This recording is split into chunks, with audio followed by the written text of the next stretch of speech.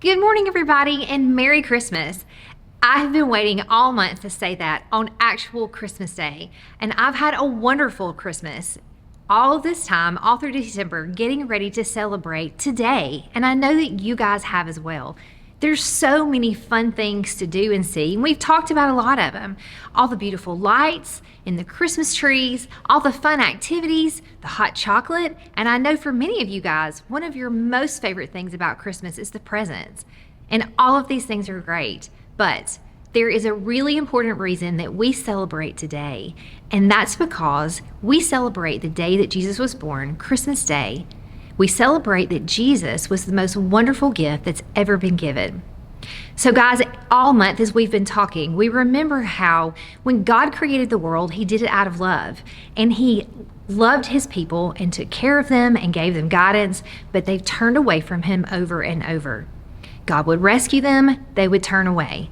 But God had a plan. And at one point, he sent a prophet to tell them that he would be sending them a savior, a Messiah, someone who would come and rescue them from their sins and from the world.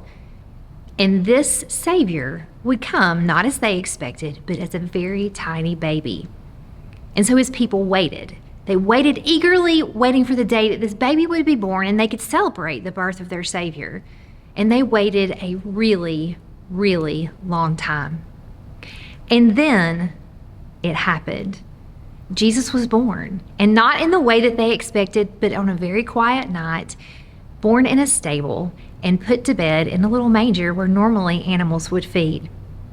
And not far from this city where he was born, the town of Bethlehem, there were some shepherds nearby on this quiet night, just doing their job, awake all night, keeping an eye on their sheep. When suddenly something really strange happened. An angel appeared to them, and the angel told them that the Savior had been born. He said, "Don't be afraid, I'm just here to give you some great news." And as they stood there trying to figure out what all this meant, the sky filled with light and filled with a choir of angels praising God. And then just as suddenly as it all came, the shepherds were alone again.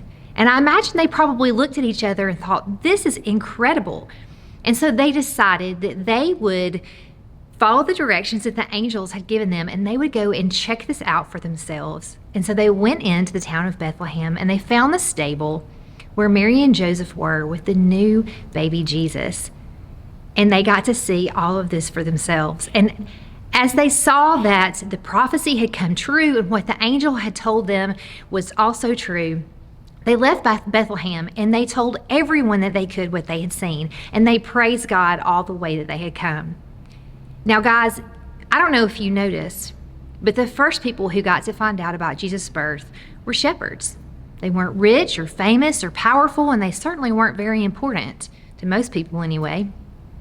But God chose them because they were everyday people, just like you and me, to let them know first the amazing news that his son was born.